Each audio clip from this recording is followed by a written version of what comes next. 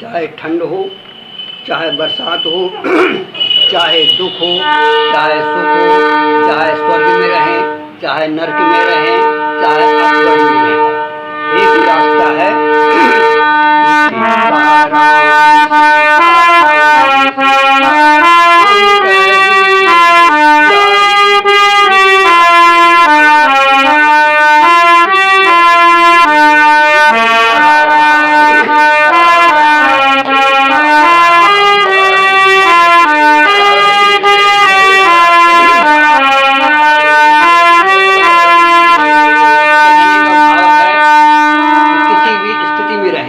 भगवान से यही प्रार्थना है कि हमारे मुख से सीताराम न छूटे, एक बार।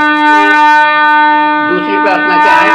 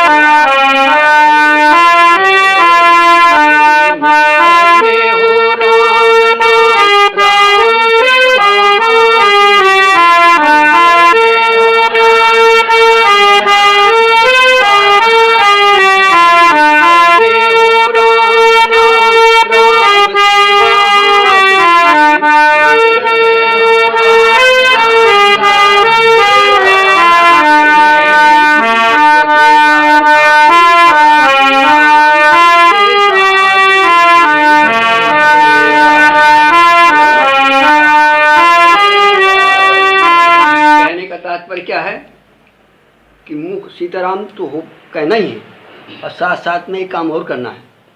मुख में हो राम नाम और जन सेवा। जैसे आप अपने पिता का खूब माला जपो और पिता की एक बात न मानो, पिता को सेवा न करो, तो क्या पिता खुश हो जाएगा? तो भगवान तुम्हारे साथ में कब है? पिता हमारे साथ में कब है? कब? जब मुख में हो राम नाम और जन सेवा, तब है। तू अकेला नहीं तारे, राम तेरे। अच्छा बताओ, एक पिता के 4 बच्चे हैं, 3 बच्चे उसका कहना नहीं मानते और खूब जाप करते हैं रात दिन, बात एक नहीं मानते। और एक है पिता का तो जाप तो करता ही है और साथ साथ में पिता जो कह नहीं पाता वो पहले काम कर देता। तो बताओ पिता किसके साथ रहना पसंद करेगा? जो काम।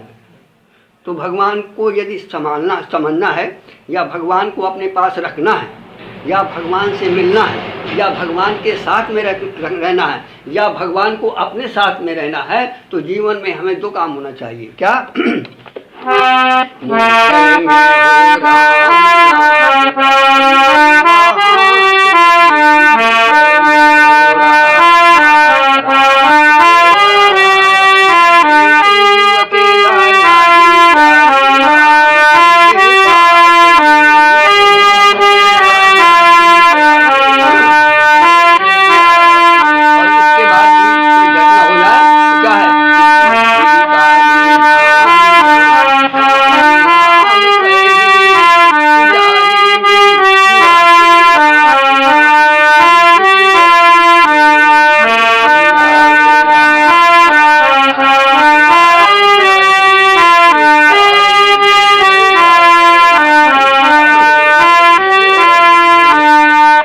थोड़ा सा चिंतन करने।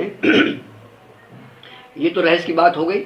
यदि भगवान को पाना है, या भगवान के साथ में रहना है, या भगवान को अपने साथ में रखना है, तो 2 चीज़ें जरूरी हैं कि मुख में राम नाम और जन सेवा हाथ में। तू अकेला नाही तारे, राम तेरे। अब आइए देखिए, हमारा आपका जीवन का लक्ष्य क्या है? हमारे आपके जीवन का लक्ष्य है परमात्मा का मिलन, परमात्मा को साथ में रखना या परमात्मा के साथ में रहना, अथवा इस संसार से पार होकर के अपने घर जाना, परमात्मा के यहाँ जाना। यही लक्ष्य ना हमारा आपका। जो न तरे भवसागर नर समाज अस पाए। क्या क्या पाया है हमने इस संसार से उद्धार करने के लिए? क्या क्या भगवान ने हमको दिया है? पहला, कबहू कि करी करुणा नर देहि। ये जो शरीर हमें आपको मिला है ये ऐसे नहीं मिल गया कि कहीं रास्ते में पड़ा हो मिल गया हो। तुम्हें परमात्मा ने बड़ी ही अहेतु की कृपा करके ये हमें नर्तन दिया है। कबहू के, पता नहीं कितने युग बीत गए होंगे जब से सृष्टि रची गई होगी, तब से हम आप लोग घूम रहे, लेकिन सौभाग्य है कि वो समय आया। हमें आपको इस जीवन में परमात्मा ने कबहू कर करुणा नर देहि और देत ईश बिन हेत सनेहि दिया उसने। ये नहीं कि उसका कुछ काम बनने वाला हो, हमारे प्रेम के कारण या हमें अपनाने के कारण बिना हेतु के ये दे दिया। और इसके साथ में क्या दे दिया? ध्यान रखना जरा सिर्फ मनुष्य तन नहीं दिया उसने दूसरी बात क्या दी है? नरतन भव बारिधि कहूँ बेरो। ये नर्तन कैसा है? ये जहाज है, जहाज। यदि आपके पास मोटरसाइकिल होती, पैदल गाड़ी होती, बैलगाड़ी होती, तो हो सकता है कि तुम इस भवसिंधु को न तर पाते। लेकिन भगवान ने क्या दिया हमको? ये वो तन दिया है, जहाज। जहाज जानते हो कि 1 सेकंड में कहाँ जाता है और कहाँ से कहाँ तक जा सकता है? जरा विचार करो, परमात्मा ने हमें कितना बड़ा दिया है। नर तन भव बारिध कहूँ बेरो, और इसके बाद सन्मुख मरुत अनुग्रह मेरो। अपनी तरफ को खींचा उसने। इस वायुयान से, इस जहाज से मैं जो तुमको दे रहा हूँ, इसलिए कि तुम अपने घर में चले आना। जा तो रहे हो लेकिन अपने घर में इस वायुयान से चले आना। अब प्रश्न उठता है कि किसी को जहाज मिल जाए, बड़ी अच्छी बात है, लेकिन चलाना ना आता हो, क्या करोगी? तो कहना, भगवान कहते हैं घबराओ नहीं, मैं तुमको ड्राइवर दे रहा हूँ। क्या क्या दिया उसने? नरतन भव बारिध कहूँ बेरो। ये नरतन हमको इस भवसागर से पार करने के लिए जहाज भगवान ने दे दिया और अपनी कृपा दे दी। सन्मुख मरुत अनुग्रह, हवा भी चला रहा है कि आओ। फिर नरतन भव बारिध कहूँ बेरो, असन मुख मरुत अनुग्रह मेरो। कर्णधार सतगुरु, भाग्यशाली हैं आप। परमात्मा ने जहाज के साथ साथ में सदगुरु भी दे दिया, चलाने वाला भी दे दिया कि अब तुम्हें चलाना नहीं है, तुम्हें तो केवल बैठना भर है। भव बारिध सन कर्णधार सतगुरु दृढ़ नावा। इस मजबूत नाव में, इस मजबूत हवाई जहाज में तुम बैठ जाओ, मैं तुमको सदगुरु भी दे रहा हूँ जो तुमको चला करके वह पार कर देगा। सन्मुख मरुत कर्णधार सदगुरु दुर्लभ साय सुलभ सुपा। ये दुर्लभ था, देवता भी तरसते हैं इस जहाज के लिए। सारी योनियां लगाए हुए चक्कर, टिकट लगाए हुए हैं, लेकिन किसी को गुंजाइश नहीं। दुर्लभ था, लेकिन भगवान ने सुलभ। तो कहते हैं जो ऐसा पा करके, जो न तरे भवसागर नर समाज अस पाए। ऐसा नर समाज में, समाज को या नर में साथ साथ में जो और कुछ सामान चाहिए, सद्गुण चाहिए, सत्शास्त्र चाहिए, सत्संग चाहिए, भगवान की कृपा चाहिए, सारा का सारा सामान जो दुर्लभ था आज हमें आपको सुलभ हो गया। ध्यान दो जरा, कितने बड़े भाग्यशाली हुआ। लेकिन फिर भी इस भाग्यशाली को आप न भुना पाओ तो भगवान कहते हैं फिर मेरा दोष है।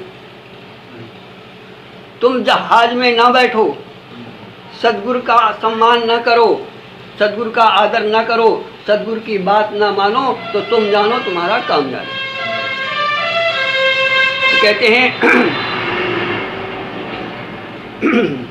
दुर्लभ साहस जो न तरे भव सागर, ऐसा समाज पा करके इस संसार से पार न जाए। जन्म मृत्यु वाला संसार से पार होकर के न नरक जाए न स्वर्ग जाए, बस मेरे धाम को चलाए, सुखी हो जाएगा। जो न तरे भव सागर नर समाज अस पाए, तो उसकी गिनती क्या है में? सो कृत निंदक मंदमति आत्मा हन गत जाए। ये और मुझसे ठंडे लो, यदि ऐसा न कर पाए तो क्या उसका परिणाम? आत्महन, आत्मा को नरक में भेजने वाला है। कृत निंदक,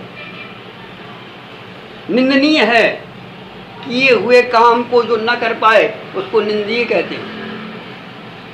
जो न तरे भव सागर नर समाज अस पाए, सो कृत निंदक और आत्माहन गति।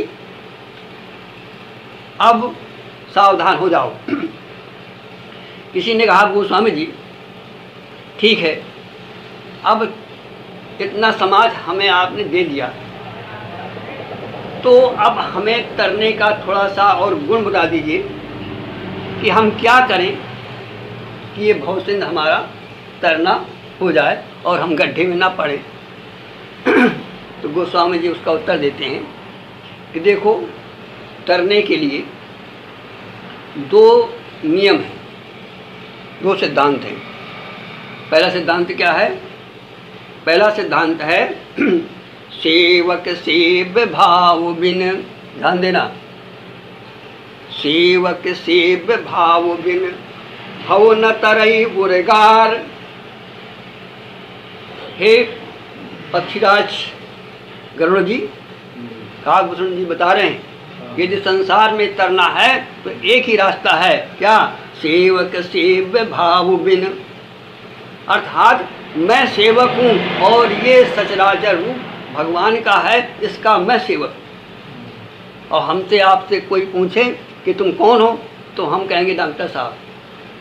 दज्जन से पूछे कहो पंडित जी हैं, दद्दा से पूछे हम दद्दा हैं, बिटिया से पूछो हम कीर्ति हैं।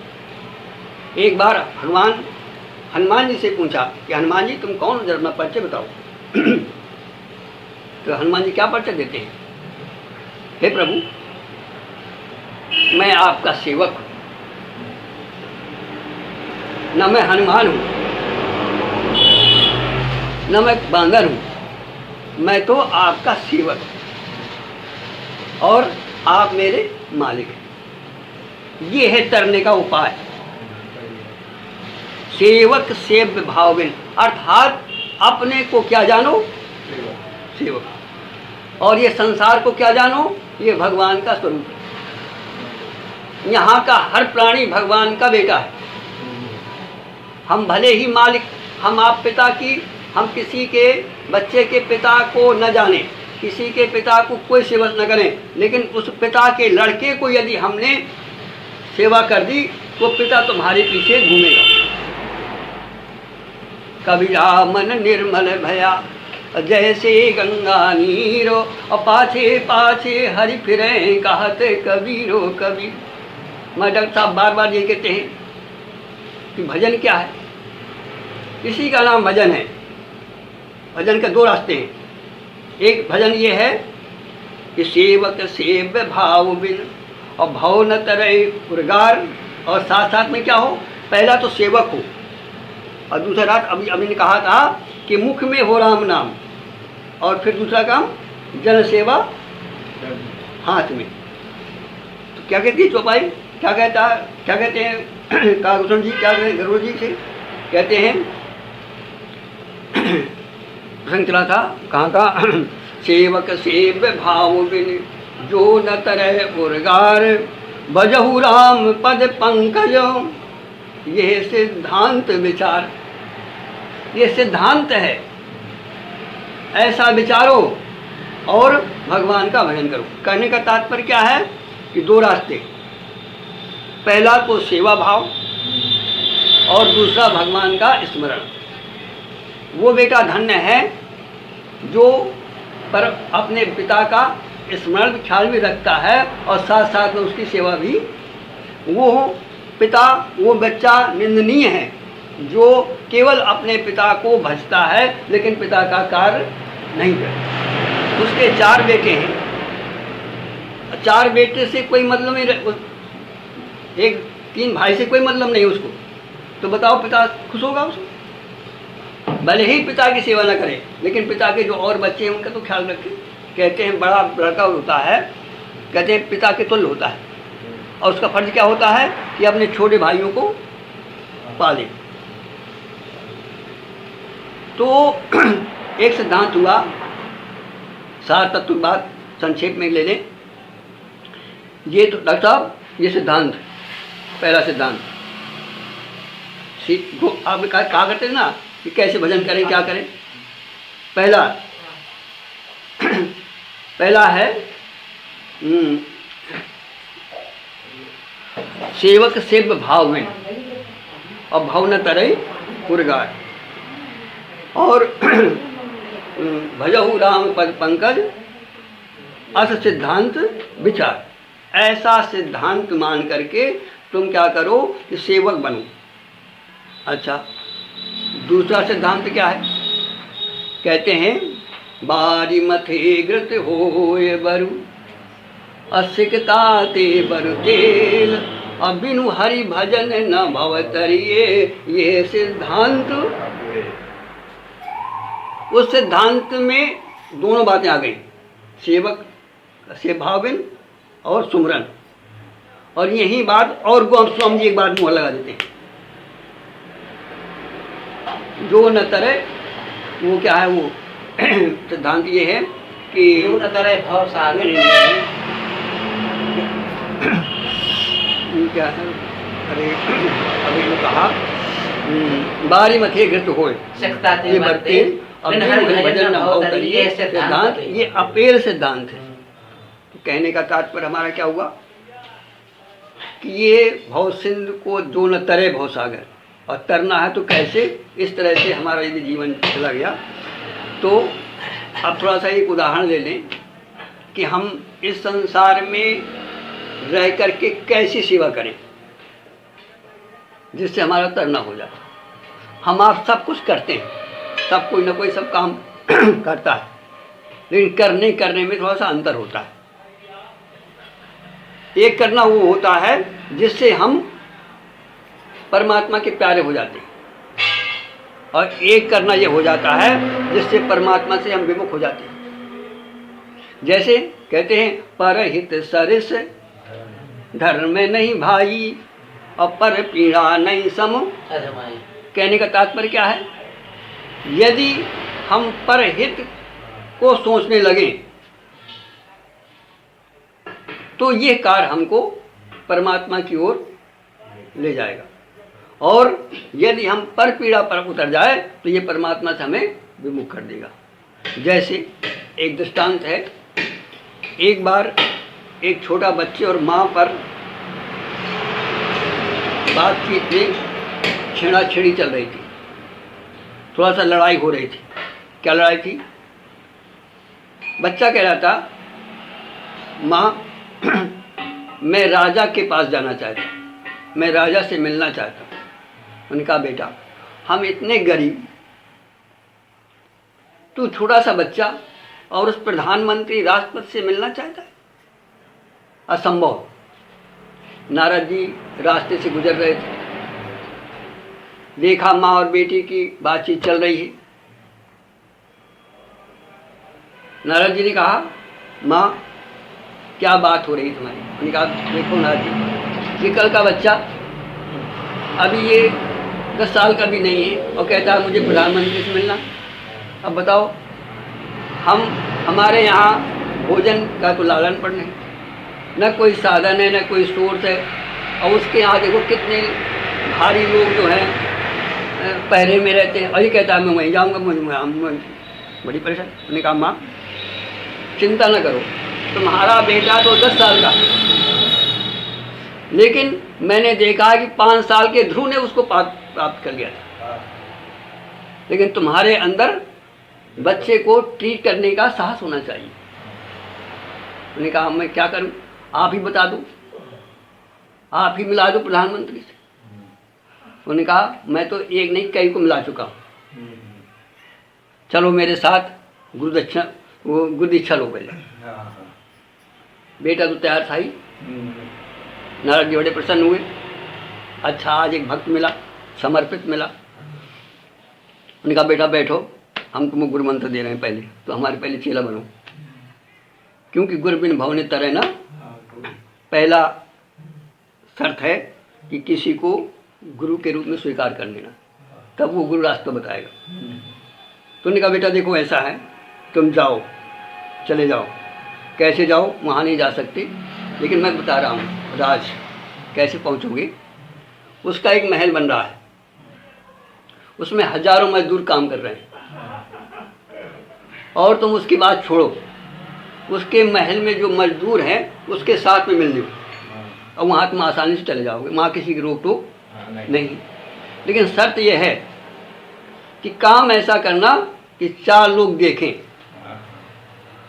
दूसरा काम ये करना कि किसी तरह का वहाँ पैसा नहीं लेना, भीख मांग कर खा लेना, सड़क में सो जाना, और काम रात दिन ऐसा करना जैसे मैं अपने बाप का काम कर रहा हूँ। उन्होंने कहा, महाराज ये हो जाएगा मुझसे? उन्होंने कहा, यदि ये हो जाएगा तो मैं गारंटी लेता हूँ कि तुझे भगवान से मिला दूंगा। चला वो पहुँचा दिल्ली, मोदी जी का महल बन रहा था, लग गया भैया मजदूरों के साथ में, कोई मतलब नहीं, सड़क में खा लेट जाए, अपना भिक्षा मांग कर खा ले। और वो युवक तो था ही, मान लो सबसे बढ़िया काम आगे काम करे। अब वहाँ पर रोजाना गिनती होती थी मजदूरों की, क्योंकि प्रधानमंत्री का काम, किसी को ये तो था नहीं कि हम वो ना दें, तनख्वाह दी जाती थी उसको, लेखा जोखा होता था पूरा, कितना आया, कितना आय हुआ, कितना व्यय हुआ। तो जब रजिस्टर देखा गया तो सब तो ठीक था, लेकिन उसमें एक संख्या बढ़ रही थी। उन्होंने कहा, भैया यहाँ पर इतने मजदूर थे, लिए एक एक्स्ट्रा कैसे आ गया? ये पता किया गया, देखा एक लड़का नौजवान। उन्होंने कहा, भैया तुम यहाँ कितने दिन से हो? उन्होंने कहा, मुझे हो गया लगभग 15-20 दिन हो गए। अच्छा, तो करते क्या हो? उन्होंने कहा, देखो जो तुम करते वो मैं भी करता हूँ। उन्होंने कहा, अच्छा तुम फिर, सब लोग तो पैसा लेते हैं, लेकिन तुम 15 दिन से कर रहे हो, तुमने कम से कम तुम्हें पैसा भी तो कुछ चाहिए ना। उन्होंने कहा, मुझे पैसे की ज़रूरत नहीं, क्योंकि मेरे राजा का महल बन रहा है, इसमें पैसे क्या नहीं। या हमारे पिता का कोई मकान बन रहा हो तो फिर बच्चा क्या वो पिता से मांगेगा क्या? उन्होंने कहा, अच्छा ऐसी बात? उन्होंने कहा, हाँ। लग गया काम में। फिर वो पुनः अब राजा के यहाँ पास में खबर पहुंची कि महाराज काम सब चल रहा है, लेकिन उसमें एक विशेषता ये है कि एक नवयुवक उसमें आया और सबसे अच्छा काम करता है, और पता नहीं कहाँ रहता है, क्या खाता है, और रोजाना हाजिरी देता है, और बड़े लगन से काम करता है। मैंने कहा, अच्छा देखो भाई, चलेंगे हम भी, जरा देखें कैसा है वो। उन्होंने कहा, अच्छा ऐसा करो उसको आज हमारे रात दौरान में ले, जरा हम उसको देखें जरा कौन है वो। अब भैया क्या था, वो पहुंचा वहाँ। उन्होंने कहा, बेटा ये बताओ तुम कहाँ के रहने वाले हो, और तुम हमारे पास कैसे आए, यहाँ क्यों आए, क्या करते हो, कहाँ? बताया उन्हें पूरी दिनचर्या कि मेरे गुरु ने कहा था कि मेरे राजा, तुम्हारे राजा का मकान बन रहा है और तुम्हें राजा से मिलना है, तो बस वहाँ काम करना और इसके बाद कुछ नहीं, सारी जिम्मेदारी मेरी। तो अब ये सब राज भगवान जाने, मैं कुछ नहीं जानता, मैं तो मजदूर हूँ, मैं आपका काम कर रहा हूँ।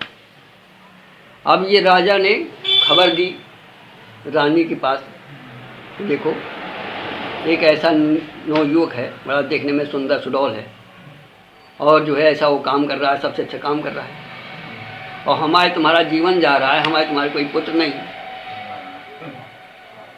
तो जरा तुम भी देख लो उसको और शायद तुम्हारे पसंद आ जाए, तो किसी को देना पड़ेगा। तो गोद में क्यों न ले लिया जाए। रानी ने कहा बहुत अच्छी बात है। देखा रानी को लड़का पसंद आ गया, उसका व्यवहार पसंद आ गया। उसने घोषणा कर दी कि भाई कल जो है युवराज पद पर जो है इस लड़के को प्रस्तुत किया जाए। तो क्या भगवान ने क्या कहा, गोस्वामी जी कहते हैं कि जाहि न चाहिए कबहु कछु, ऐसा हमारा जीवन बन जाए, जन सेवा हम करें तो, लेकिन परहित करें, और दूसरी बात परहित के अलावा उससे ये ना चाहें कि ये हमारा हित करे। तो कहते हैं गोस्वामी जी कि जाहि न चाहिए कबहु कछ, तुम सन सहज स्नेह बसहु निरंतर तास मन निज राउर उर्गे। बोलिए वृंदावन बिहारी लाल की। तो यदि हमें परमात्मा से मिलना है और भव करना है तो दो ही रास्ते हैं। क्या कि सेवक सेव्य भाव बिन अभव न तरई उर्गार, भजहु राम पद पंकज अस सिद्धांत विचार। बोलिए राघवेंद्र सरकार की जय।